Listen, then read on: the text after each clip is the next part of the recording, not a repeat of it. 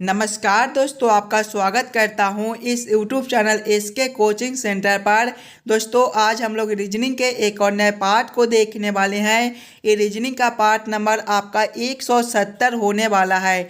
अगर आप लोग इससे पहले वाले पार्ट नहीं देखे होंगे तो ज़रूर जाकर देख लीजिएगा। इस पार्ट के अंदर आज हम लोग रीजनिंग के 14 अलग अलग प्रकार के इम्पोर्टेंट प्रश्न को देखने वाले हैं, जो कि आपको आने वाले आगामी सभी परीक्षाओं के लिए काफ़ी महत्वपूर्ण होने वाला है। तो सभी प्रश्न को पहले आप लोग वीडियो को रोककर खुद से ज़रूर सॉल्व करने की कोशिश कीजिएगा और आप लोग हमारे साथ अंत तक ज़रूर बने रहिएगा। सभी प्रश्न को हम लोग एकदम आसान तरीके से सॉल्व करने की कोशिश करेंगे। तो चलिए हम लोग एक नंबर क्वेश्चन की ओर चलते हैं। ये रहा एक नंबर क्वेश्चन। एक नंबर क्वेश्चन आपको कह रहा है, नीचे दिए गए प्रश्न में लुप्त संख्या ज्ञात करें। मिसिंग नंबर से रिलेटेड प्रश्न दिया गया है। यहाँ पर आपका क्वेश्चन मार्क है। इस वाले क्वेश्चन मार्क पे आपका कौन सा संख्या भरा जाएगा, ये आप लोगों से पूछ रहा है। एकदम आसान सा प्रश्न है, थोड़ा सा दिमाग लगाइएगा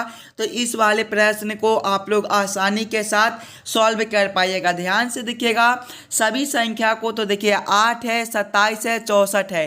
ये सभी संख्या जो है ये आपके किसी न किसी संख्या के क्यू के करीब में दिया गया है। जैसे कि 8 जो है ये आपके 2 के पावर 3 होता है, 2 का क्यू होता है। 27 जो है ये आपका 3 का क्यू होता है और 64 जो है ये आपका 4 का क्यू होता है। ध्यान से देखिएगा, क्वेश्चन मार्क है, 2 के पावर 3 है, 3 के पावर 3 है और 4 के पावर 3 है। यानी कि यहाँ पर जो है ये आपका 1 का पावर 3 हो जाएगा। उसके बाद देखिए 2 का पावर 3 है, 3 का पावर 3 है और यहाँ पर आपका 4 का पावर 3 दिया गया है। 1 का पावर 3 जो है वो आपका 1 ही होता है। एक आपका ऑप्शन नंबर सी में दिया गया है, जो कि आपका सही उत्तर हो जाएगा। इस वाले क्वेश्चन मार्क पे आपका 1 भरा जाएगा। चलिए अगले प्रश्न की ओर हम लोग चलेंगे, क्वेश्चन नंबर 2 की ओर। ये रहा क्वेश्चन नंबर 2। क्वेश्चन नंबर 2 आपको कह रहा है, नीचे दिए गए श्रृंखला को पूरा करें। इस बार आपको श्रृंखला सीरीज से रिलेटेड प्रश्न दिया गया है। एक श्रृंखला सीरीज दिया गया है और यहाँ पर क्वेश्चन मार्क है। इस वाले क्वेश्चन मार्क पे आपका कौन सा संख्या भरा जाएगा, ये आप लोगों से पूछ रहा है। सबसे पहले आप लोग श्रृंखला सीरीज को ध्यान से देखिएगा।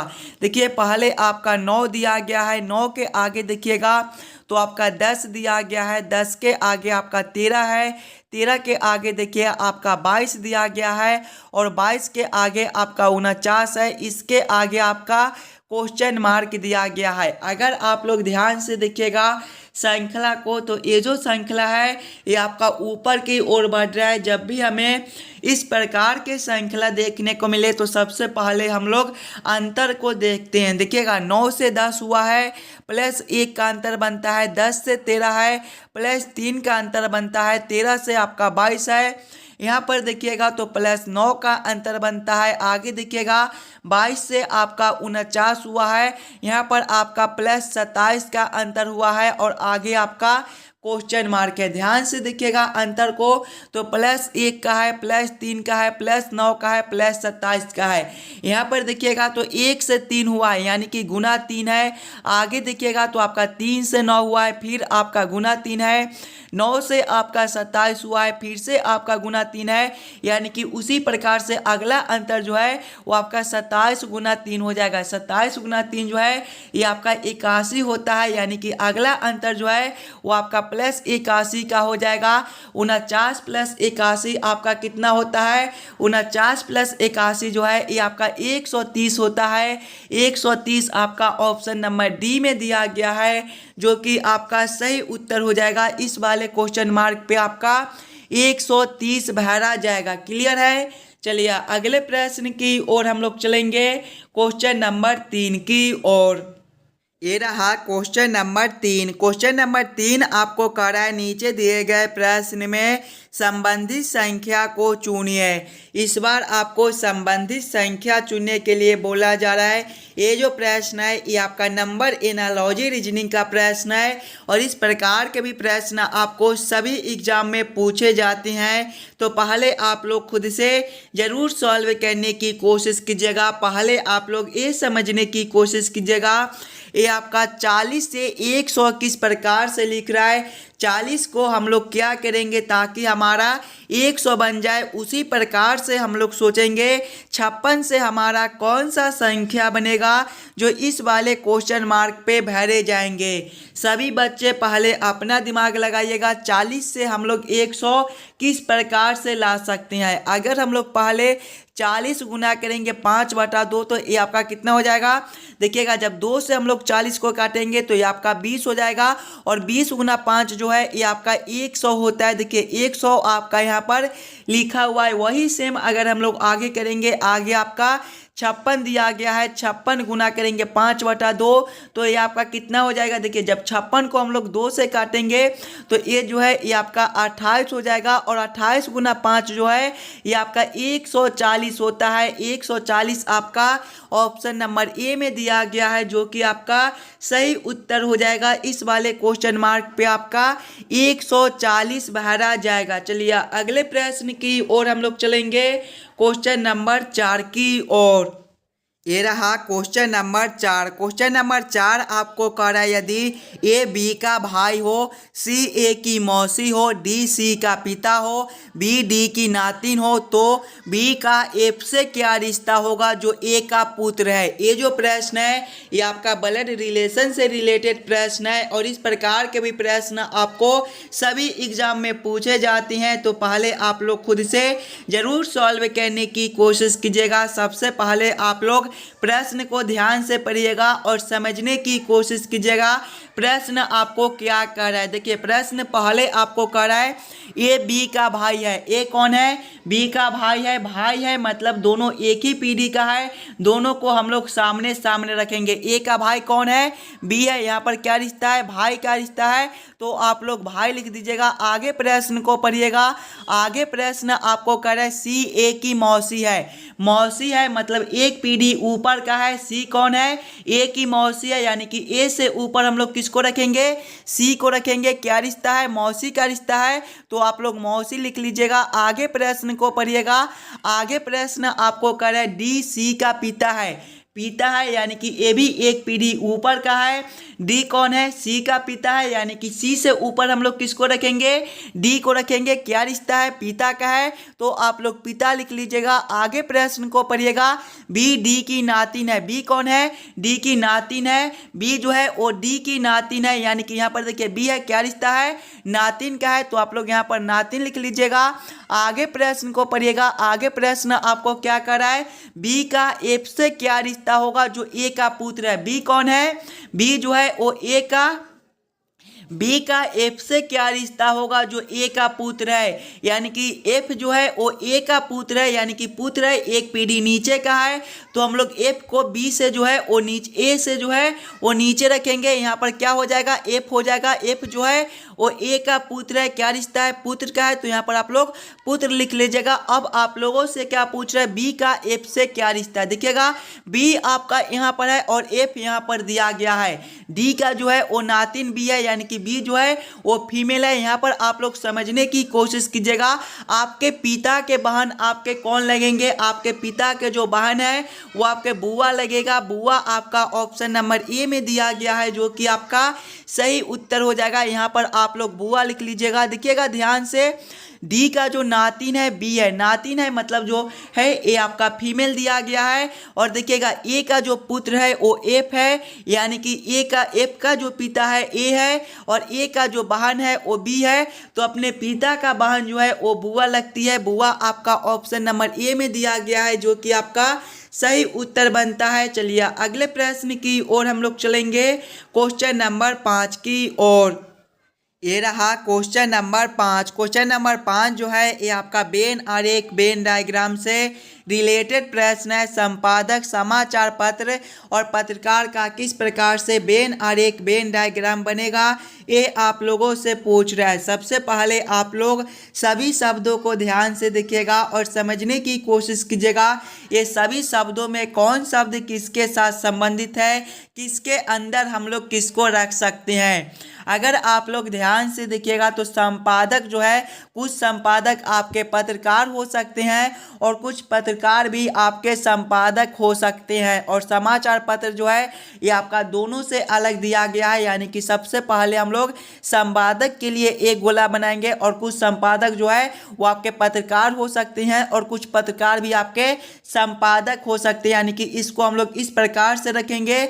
और समाचार पत्र जो है ये आपका दोनों से अलग दिया गया है, तो समाचार पत्र को हम लोग दोनों से अलग कर देंगे। इसका वेन आरेख वेन डायग्राम आपका कुछ इस प्रकार से बनेगा। इस प्रकार का वेन आरेख वेन डायग्राम आपका ऑप्शन नंबर बी में दिया गया है, जो कि आपका सही उत्तर बनता है। चलिए अगले प्रश्न की ओर हम लोग चलेंगे, क्वेश्चन नंबर 6 की ओर।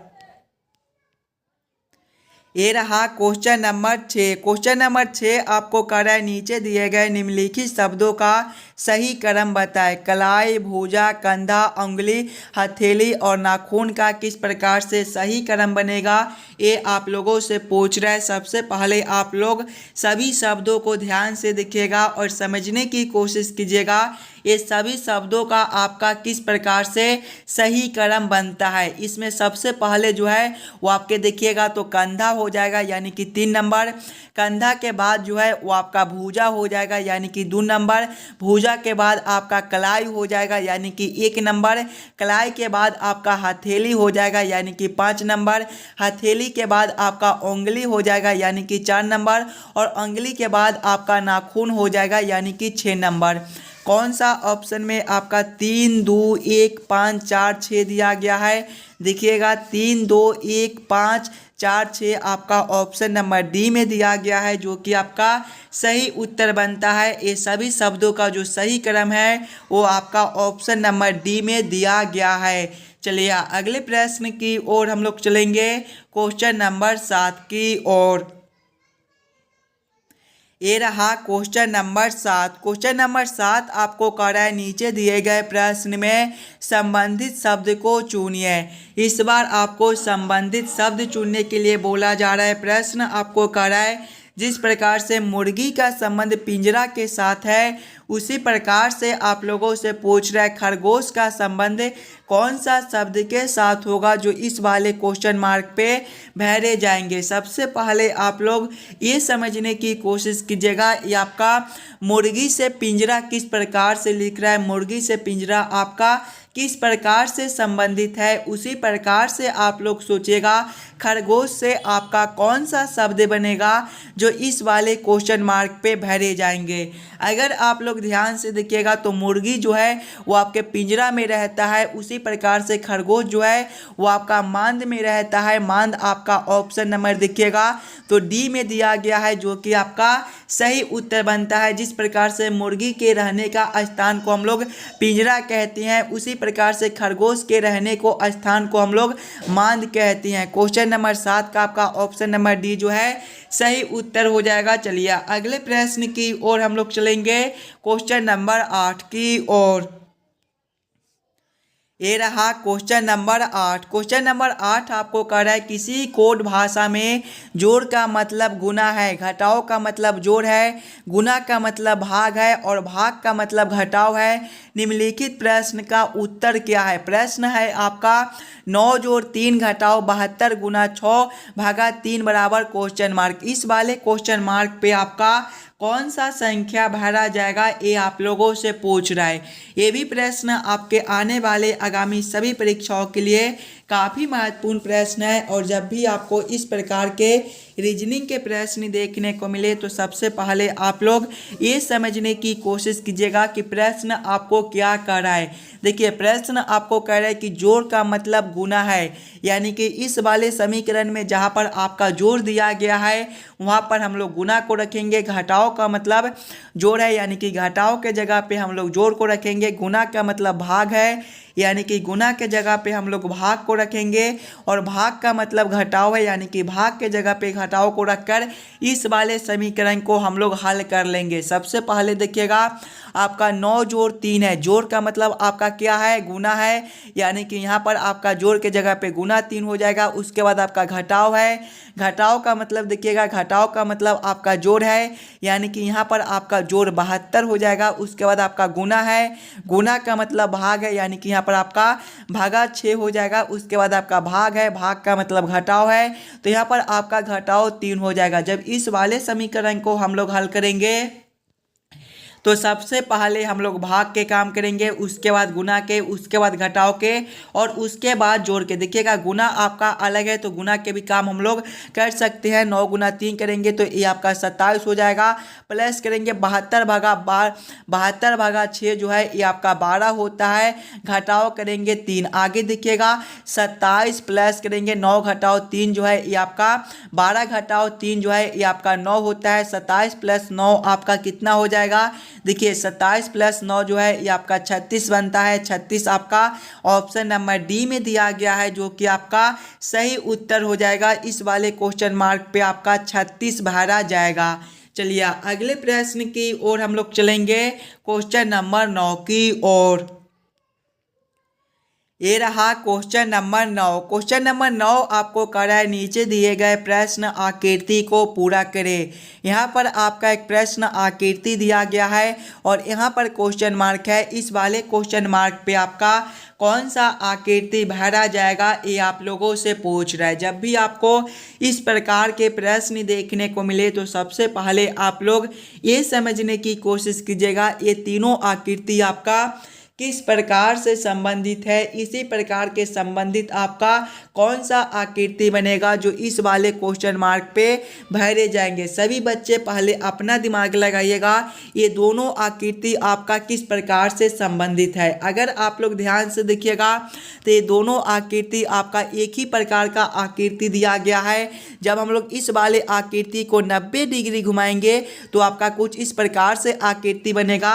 और यहाँ पर देखिएगा गोला जो है ये आपका बाहर है, तो यहाँ पर देखिए आपका गोला को जो है आकृति के अंदर कर दिया गया है, यानी कि एक बार गोला बाहर रहता है तो एक बार आकृति के अंदर रहता है। उसी प्रकार से जब हम लोग इस वाले आकृति को 90 डिग्री घुमाएंगे तो आपका किस प्रकार से आकृति बनेगा, ये जो है ये आपका कुछ इस प्रकार से हो जाएगा। और ये जो आपका यहाँ पर दिया गया है ये आपका आप देखिएगा तो यहाँ पर हो जाएगा। आगे देखिएगा तो आपका ये जो बिंदु यहाँ पर है ये आपका 90 डिग्री घुमाने के बाद यहाँ पर हो जाएगा और ये जो है अंदर है तो अब आपका बाहर हो जाएगा। इस प्रकार का उत्तर आकृति आपका कौन सा ऑप्शन में दिया गया है, इस प्रकार का उत्तर आकृति आपका ऑप्शन नंबर बी में दिया गया है, जो कि आपका सही उत्तर बनता है। इस वाले क्वेश्चन मार्क पे आपके कुछ इस प्रकार से आकृति बनेंगे और जब हम लोग इस वाले आकृति को 90 डिग्री घुमाएंगे तो देखिए आपका कुछ इस प्रकार से आकृति बनेगा।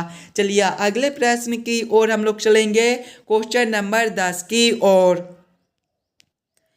ये रहा क्वेश्चन नंबर 10। क्वेश्चन नंबर 10 आपको कर रहा है नीचे दिए गए प्रश्न में विषम संख्या को पहचान करें।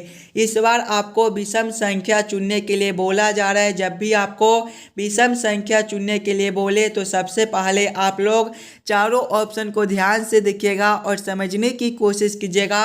ये चारों ऑप्शन में आपका सबसे अलग ऑप्शन कौन सा दिया गया है। जो ऑप्शन आपका सबसे अलग दिया गया होगा वही ऑप्शन आपका सही उत्तर हो जाएगा। सभी बच्चे पहले आप लोग खुद से जरूर सॉल्व करने की कोशिश कीजिएगा।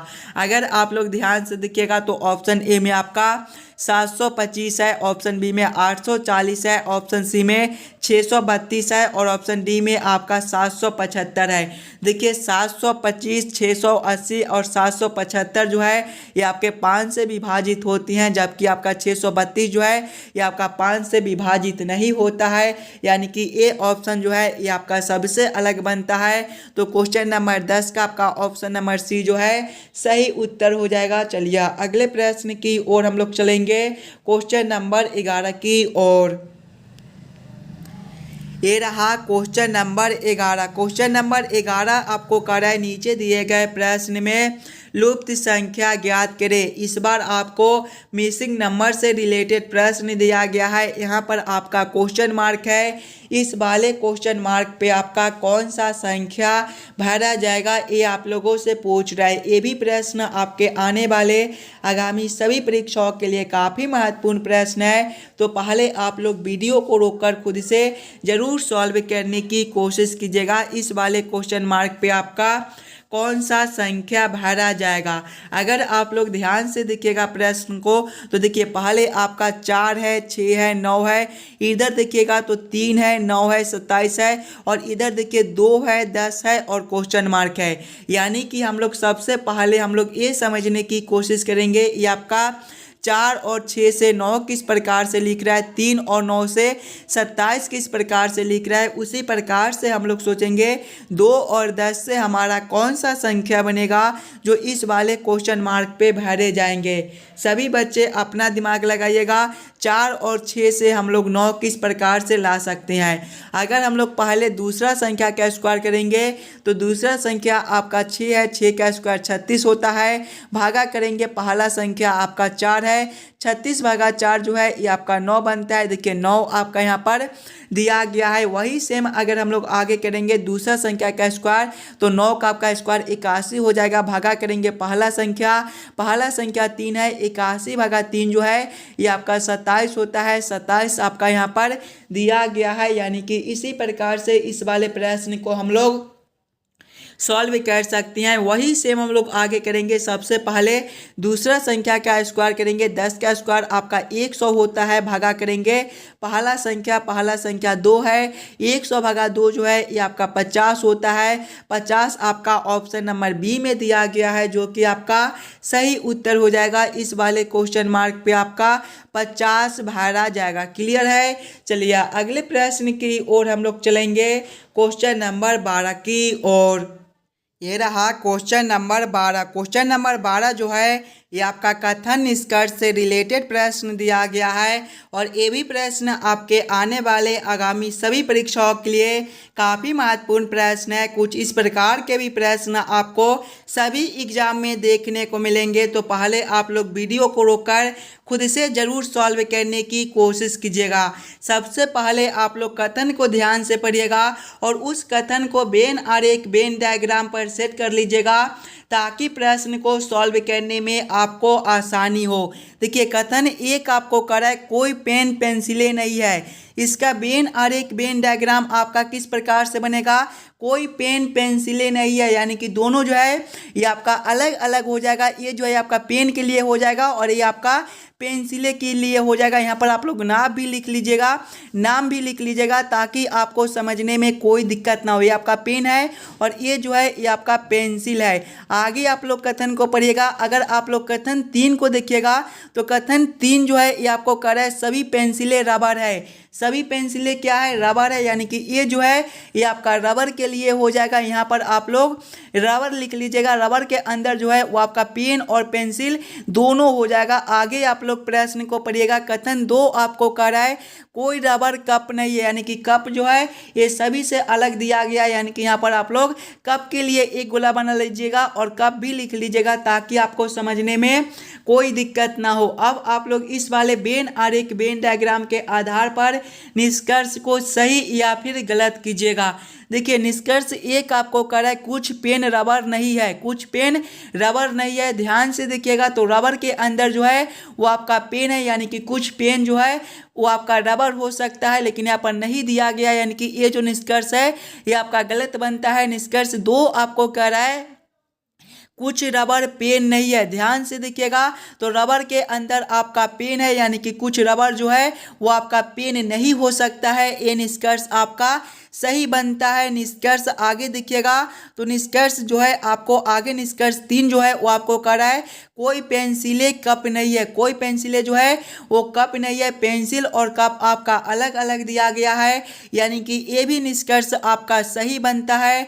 निष्कर्ष 4 को देखिएगा तो कुछ रबर रबर कप है। देखिए रबर आपका अलग है और कप आपका अलग है, यानी कि कुछ रबर जो है वो आपका कप नहीं हो सकता है। ये निष्कर्ष आपका गलत बनता है। केवल निष्कर्ष 2 और 3 निकलता है। केवल निष्कर्ष 2 और 3 को कौन सा ऑप्शन में निकाला गया है? ऑप्शन नंबर सी में देखिएगा तो केवल निष्कर्ष 2 और 3 सही है, यानी कि क्वेश्चन नंबर 12 का आपका ऑप्शन नंबर सी जो है सही उत्तर हो जाएगा। चलिए अगले प्रश्न की ओर हम लोग चलेंगे, क्वेश्चन नंबर 13 की ओर। ये रहा क्वेश्चन नंबर 13। क्वेश्चन नंबर 13 आपको कह रहा है नीचे दिए गए प्रश्न में संबंधित अक्षरों को चुनिए। इस बार आपको संबंधित अक्षर चुनने के लिए बोला जा रहा है। प्रश्न आपको कह रहा है जिस प्रकार से BABZ का संबंध BDX के साथ है, उसी प्रकार से आप लोगों से पूछ रहा है CFB का संबंध कौन सा अक्षर के साथ होगा, जो इस वाले क्वेश्चन मार्क पे भरे जाएंगे। सबसे पहले आप लोग ये समझने की कोशिश कीजिएगा, ये आपका ABZ से BDX किस प्रकार से लिख रहा है। अगर आप लोग ध्यान से देखिएगा सिंगल अक्षर को, तो A से आपका B है, +1 है, B से आपका D है, +2 है, Z से आपका X है, -2 है, यानी कि पहले अक्षर में +1, दूसरे में +2 और तीसरे में -2 कर दिया गया है। वही सेम हम लोग आगे करेंगे। आगे आपका CFB दिया गया है। देखिए पहले में हम लोग क्या करेंगे, +1 करेंगे, C +1 आपका D होता है, दूसरे में +2 करेंगे, F +2 जो है ये आपका H होता है, तीसरे में हम लोग -2 करेंगे, B -2 जो है ये आपका T होता है। कौन सा ऑप्शन में आपका DHT दिया गया है? देखिएगा DHT आपका ऑप्शन नंबर डी में दिया गया है, जो कि आपका सही उत्तर हो जाएगा। इस वाले क्वेश्चन मार्क पे आपका DHT भरा जाएगा। क्लियर है? चलिए अगले प्रश्न की ओर हम लोग चलेंगे, क्वेश्चन नंबर 14 की ओर।